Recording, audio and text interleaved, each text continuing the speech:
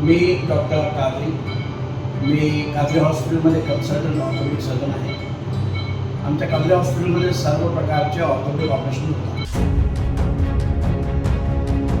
मामूली विवाद में दो ग्रुप में हुआ झगड़ा, 307 के आरोपी की पुलिस कस्टडी में मौत या फिर कुछ और।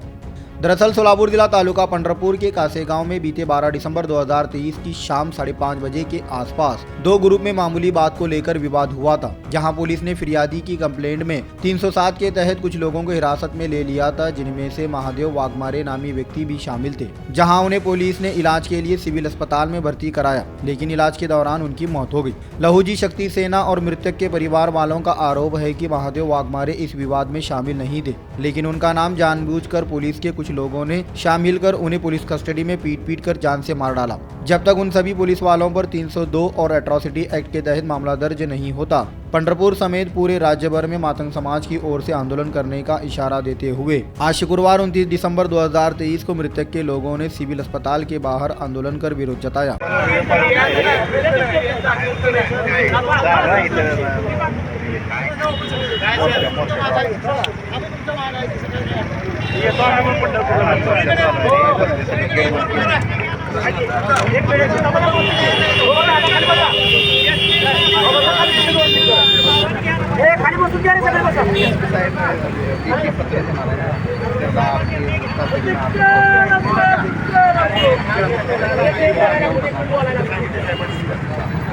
माझं नाव तानाजी रणदिवे, पंढरपूर। महादेव वाघमारे यांच्यावर 307चा गुन्हा दाखल झाला होता। किरकोळ भांडणाच्या वादातून त्यांच्यावर व त्यांच्या सहकार्यावर 307चा गुन्हा खोटा दाखल केला होता पोलीस स्टेशनने, आणि त्यांना पोलीस स्टेशनला कस्टडी दिली होती। आणि त्यांचा आत्ता त्यांच्या वडिलांनी पोस्टमार्टमला प्रेत आणल्यानंतर पोलिसांनी त्यांना बोलवून प्रेत दाखवलं। त्यांना काय मारहाण झाल्याची, जबर मारहाण झाल्याची जखमा त्यांच्या अंगावर वडिलांनी सांगितलं, आणि ज्या पोलीस अधिकाऱ्यांनी किंवा कुणाच्या दबावाखाली हा गुन्हा नोंद केला त्याच्यावर कारवाई झाली पाहिजे। ज्या पोलिसांनी मारहाण केली त्याच्यावरही गुन्हा दाखल झाला पाहिजे, आणि निपक्षपातीपणाने पोलीस खात्याने चौकशी करून हा गुन्हा शहाडी मार्फत जर वर्ग केला तर सत्य बाहेर येईल, आणि तशा पद्धतीनं हा गुन्हा वर्ग करावा आणि कठोरातली कठोर शिक्षा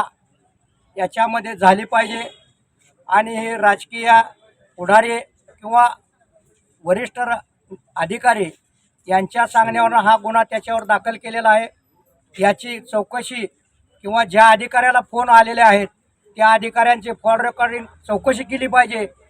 त्या दिवशी वास्तव काय घडलं होतं आणि कुठल्या अधिकाऱ्यांचा फोन किंवा कुठल्या पुढाऱ्यांचा फोन आला होता, किंवा पंढरपूर तालुका पोलीस स्टेशनचे CCTV कॅमेरे फुटेज तपासून हा गुन्हा दाखल करण्यास कोण भाग पाडत होतं किंवा कोणाची मर्जी किंवा कुठल्या अधिकाऱ्याला फोन आले होते, या सर्व घटनेची चौकशी वरिष्ठ अधिकाऱ्यांनी करून त्यांच्यावर गुन्हा दाखल योग्य होणं गरजेचं आहे।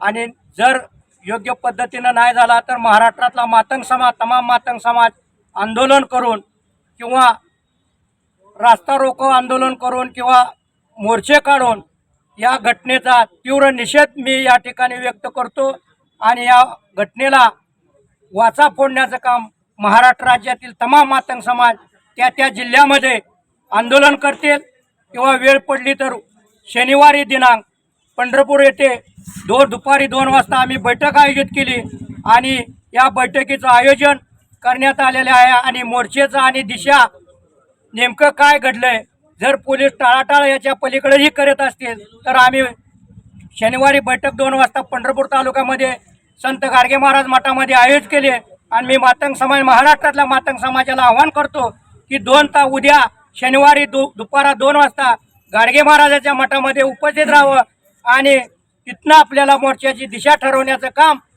येत्या 2 दिवसात करणार आहे। आणि इथून पुढं मातंग समाजावर होणाऱ्या अन्यायाला, महादेव वाघमारे यांच्या कुटुंबावर जो अन्याय अत्याचार झाला त्यांना वाचा फोडण्याचं काम मातंग समाज केल्याशिवाय राहणार नाही।